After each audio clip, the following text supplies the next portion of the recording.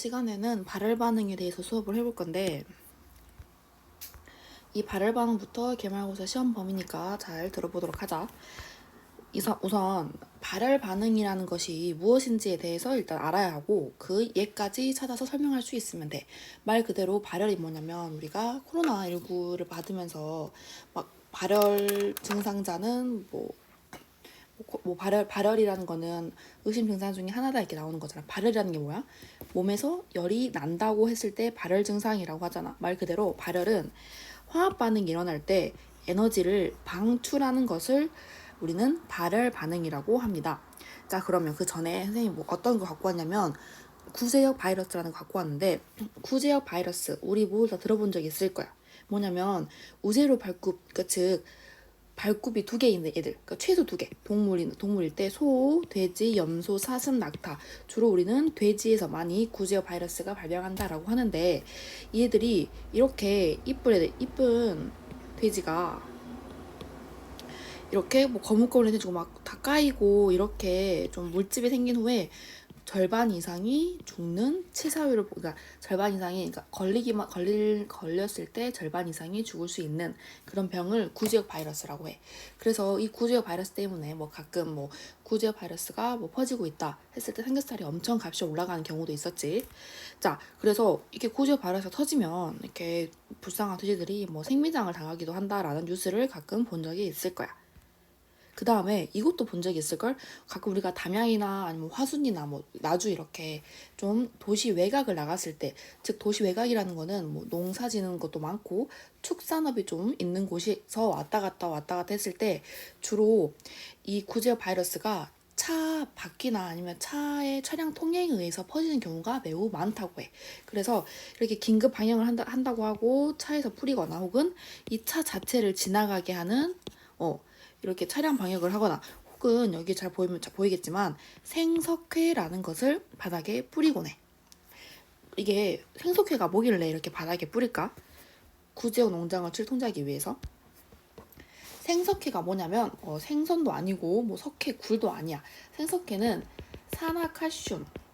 산화칼슘을 어떻게 말하지? 산화는 O, 칼슘은 CA니까 얘는 2+2-가 1대1로 많아서 CaO, 이 산화칼슘을 우리는 생석회라고 주로 한대. 우리나라는 주로 생석회라는 말을 쓴대. 하지만 그냥 간단하게 산화칼슘이라고 생각하면 돼. 이 산화칼슘은 물이랑 만나면 뭐가 생성이 되냐면 이렇게 화학 반응식 적고 있는 거야. 수산화 칼슘이 생성이 됩니다. 물이랑 같이 합쳐지면. 근데 수산화칼슘뿐만 아니라 뭐까지? 열 에너지, 즉 발열, 열까지 우리는 만들어낼 수 있다라고 이 생석회, 즉 산화칼슘 이런 반응을 한대. 그러면 우리는 바이러스는 이 막과 안에 핵산 같은 게 뭐 이거는 몰라도 돼.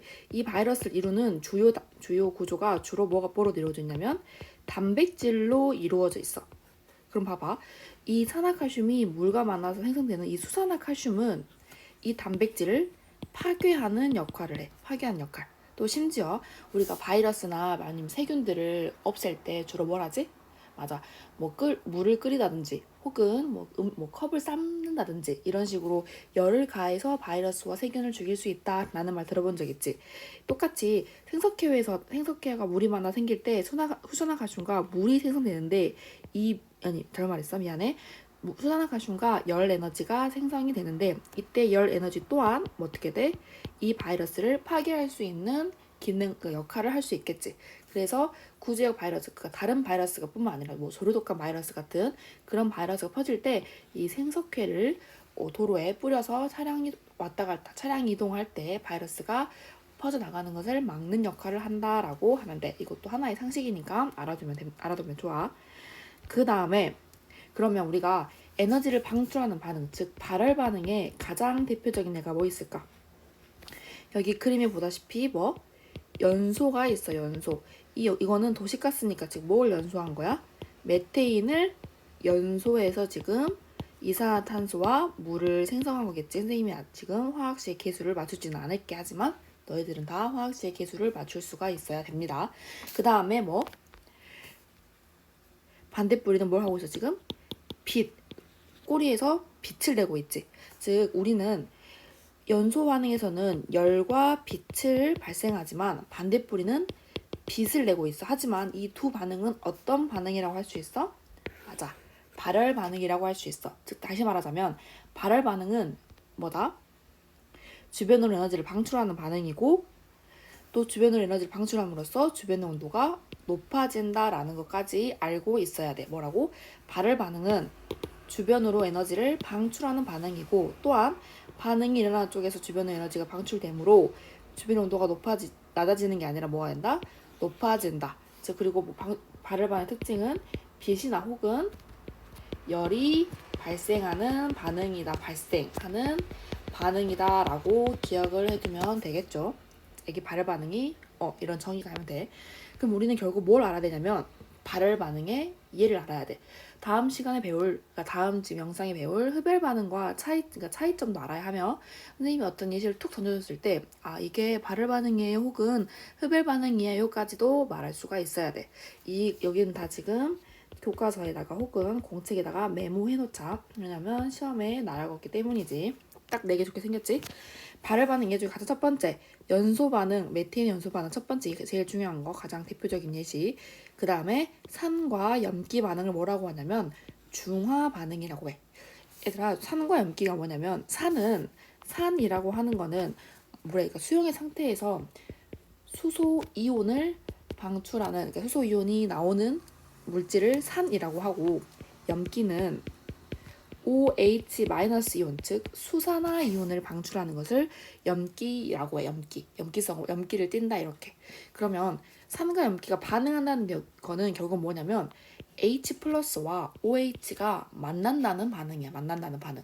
그럼 얘들아 H+와 OH가 만나면 결국 뭐가 생성될까? 맞아. H2 물이 생성되는 반응이야. 물이 생성되는 반응. 물이 생성되려면 좀 힘든 반응이기 때문에 그러니까 이 반응이 우리 뭐라고 하는 거야? 중화 반응이라 하는 거야. 이 중화 반응까지 무슨 반응?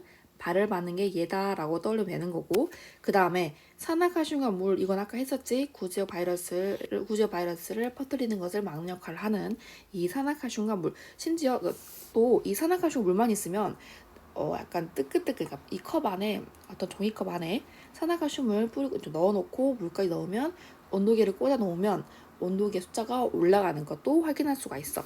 그 다음에 4번째로는 호흡. 호흡은 우리는 뭘 얘기하고 있는 거야? 세포 호흡에 대해서 얘기하고 있는 거지. 세포 호흡을 우리가 언제 배웠냐면 중학교 2학년 때 뭐 배웠을 때 했지?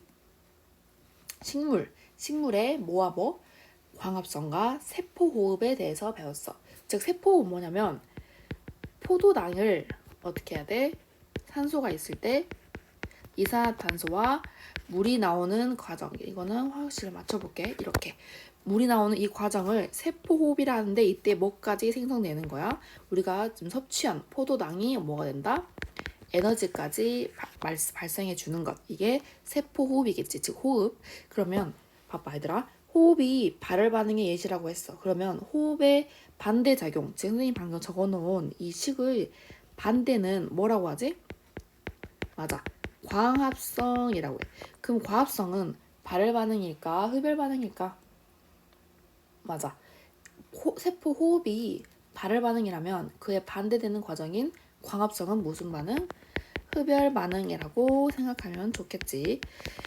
여기까지 되지. 그 다음에 5번째로는 금속이 녹쓰는 반응.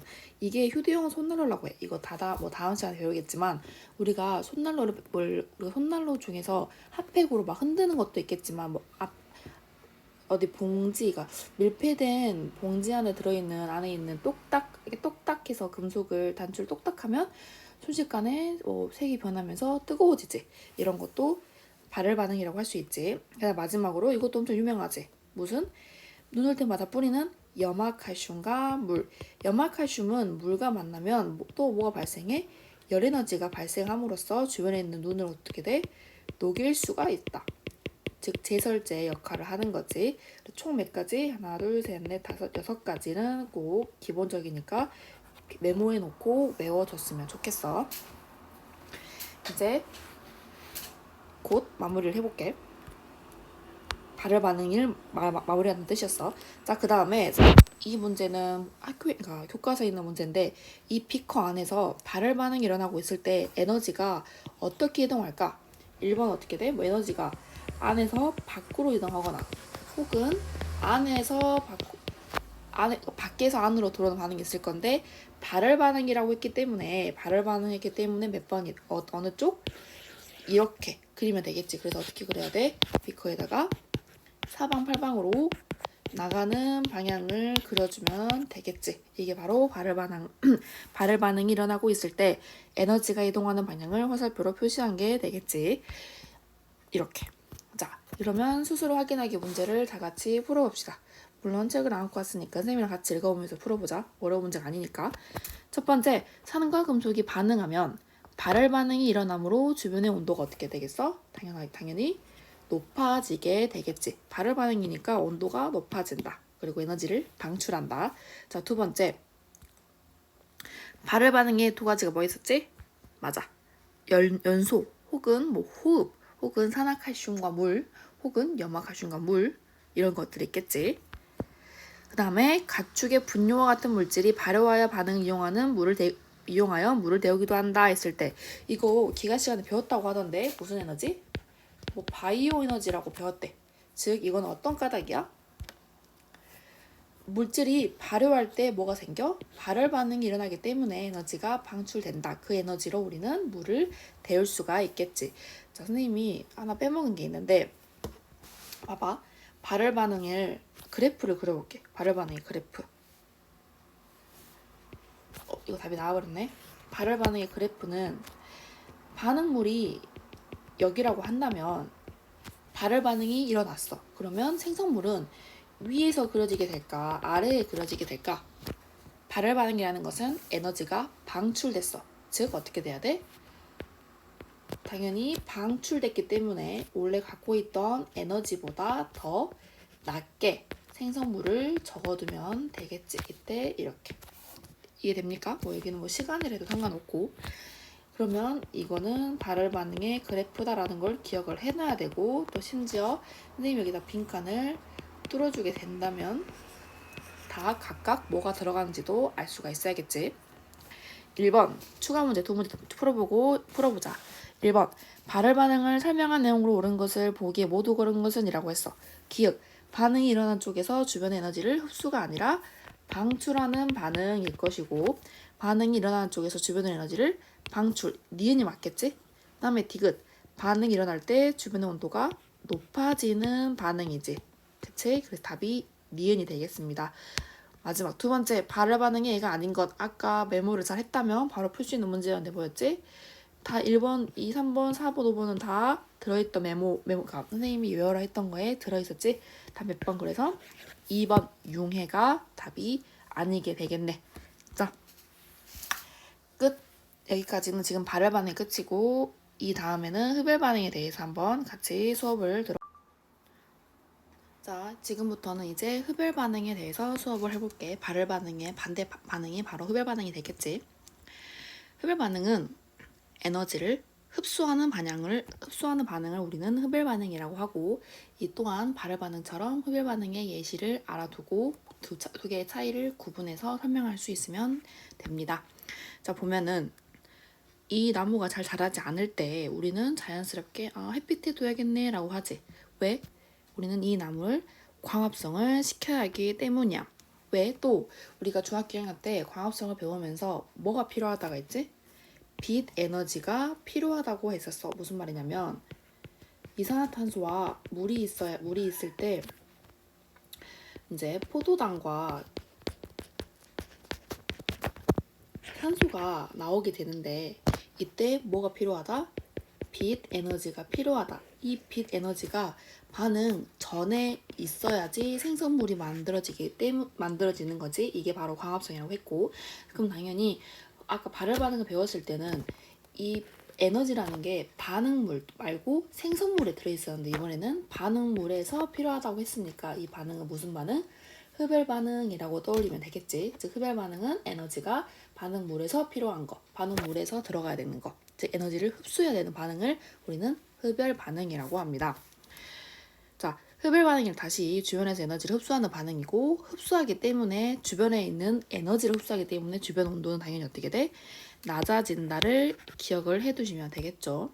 그 다음에 흡열 반응의 예를 이것도 메모를 해둬야겠죠. 메모 시험에 나오기 때문에.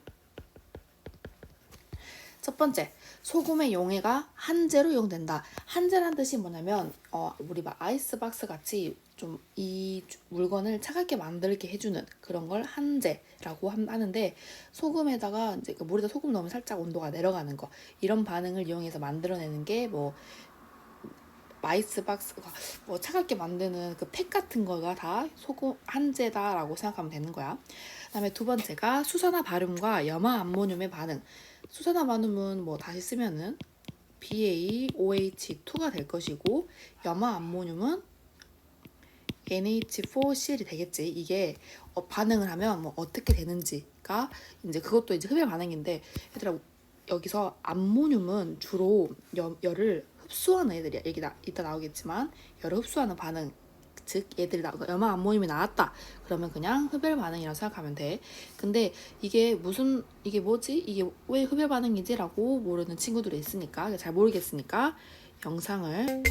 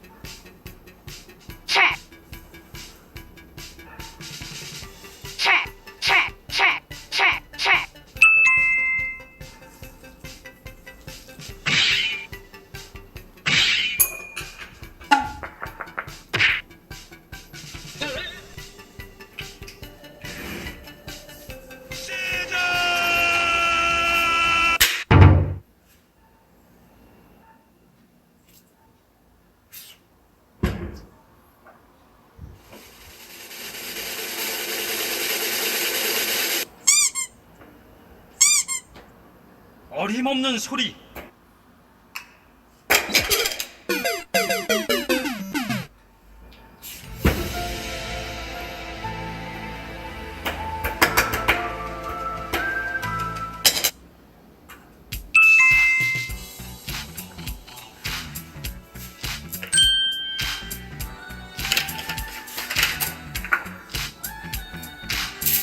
하나, 둘, 셋, 야!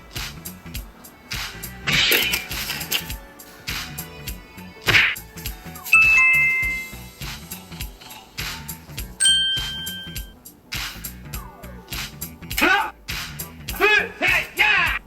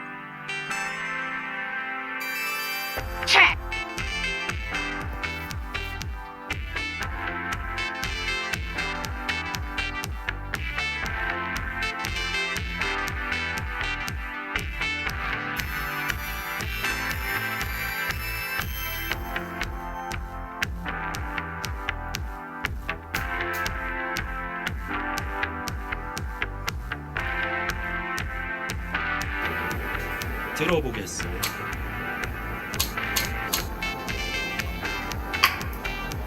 와우.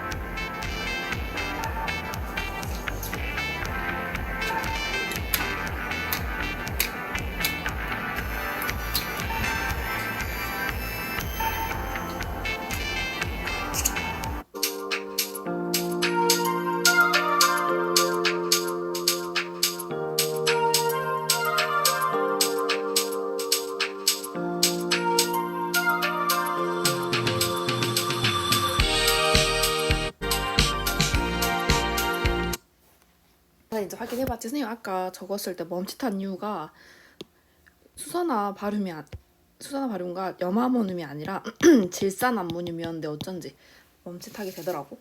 질산암모늄 반응일 때 아까 온도가 나무 도막과 비커 사이에 물이 온도가 내려감으로써, 왜냐면 이 안에서 무슨 반응이 일어난 거야 지금? 흡열 반응이 일어나서 주변의 온도를 어떻게 만들어줬지? 낮게 만들어줬기 때문에 물이 얼어서 이 사이가 얼었기 때문에 떨어지지 않고 유지되었던 거 방금 영상으로 확인했었지. 그래서 이 두 가지 반응은 흡열 반응의 대표적인 예가 됩니다. 다음 세 번째, 물의 전기 분해 또한 뭐가 필요하다? 에너지가 필요해서 전기 분해. 전기라는 말 자체가 전기를 줘야지만 이 물이 분해가 될 수 있다는 거잖아. 그럼 뭐가 돼? 이것도 또한 흡열 반응이다 라고 하면 되겠지. 그 다음에 아까 발열 반응 배웠을 때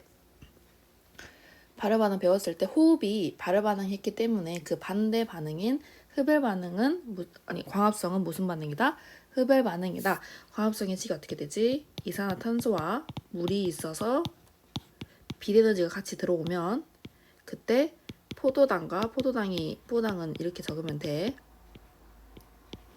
포도당과 산소가 생기는 반응을 우리는 광합성이라 하고, 이 광합성은 흡열 반응의 대표적인 예가 되겠다.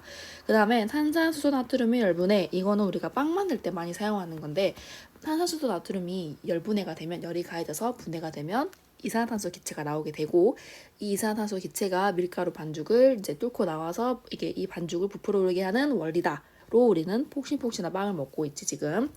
그 다음에 또 선생님 암모늄 나오면 흡열 반응이라 했잖아. 질산암모늄과 물도 똑같이 용해될 때 뭐가 된다? 냉찜질팩으로 쓰인다라고 알아두면 좋겠어. 그러면 아까 영상에 잠깐 나오는데 발열 반응할 때 선생님이 그래프를 그려주고, 이 그래프가 발열 반응일 때 그래프다, 또 빈칸에 뭐가 들어가 된다를 외워야 한다라고 설명했잖아. 그러면 당연히 흡열 반응도 그래프를 그릴 수 있어야 하고, 이 그래프에 어떤 게 뭘 의미하는지도 알아야겠지. 반응물이 밑에다가 적어놔야 되고, 에너지를 흡수해서 뭐가 된다? 생성물이 되기 때문에 에너지 흡수 이렇게 그려두면 되겠지. 여기가 에너지, 여기는 뭐 시간이라고 떠올리면 되고, 이거는 무슨 반응의 그래프? 맞아, 흡열 반응의 그래프가 되겠다.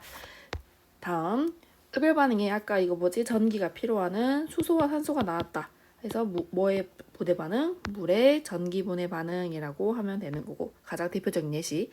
자, 스스로 확인하기 먼저 풀어보자. 염화암모늄과 수소나바륨이 반응할 때 온도가 낮아지는 것은 반응이 일어나는 쪽에서 주변 에너지를 흡수하기 때문이다 라고 하면 되겠고, 그 다음 흡열 반응에 외운 게 뭐가 있어? 물의 전기 분해 혹은 질산암모늄이 물에 녹는 반응이 있겠지. 그 다음에 탄산수, 나트륨, 설탕 등을 섞어 만든 밀가루 반죽을 높은 온도로 구웠더니 빵에 단면에 구멍이 많이 나 있지. 폭신폭신하지. 그 이유가 아까 뭐라 그랬어? 맞아, 에너지를 흡수할 때 이산화탄소와 물 또 탄산, 나트륨 분해된다고 했지. 그러면 이때 밀가루 반죽은 기체가 날아가면서, 이산화탄소 기체가 날아가면서 그때 빵의 단면에 구멍이 생긴다라고 적어놓으면 되겠다. 추가 문제 1번. 흡열 반응을 설명한 것은 옳은 것. 연소 반응 흡열 반응이 아닌 대표적인 발열 반응이다. 주변의 온도가 낮아지는 반응이었고, 반응이 일어날 때 주변 에너지를 흡수한다. 흡열이니까 흡수. 3번이 맞겠지. 4번. 주변으로 에너지를 방출한다가 아니라 흡수한다. 산과 염기는 대표적인 발열 반응의 예시가 되겠지. 외우면 바로 문제 풀 수 있는 거야 이거는. 에너지의 출입 반응이 다른 것, 즉 발열 반응, 흡열 반응 중에 다른 걸 찾으라는 소리인데, 호흡이 무슨 반응? 발열. 광합성 분해 염화 암모늄 나왔지. 그 무슨 반응 다? 흡열 반응. 즉 답 몇 번? 1번이 되겠네. 자, 여기까지 수업을 마무리해볼게.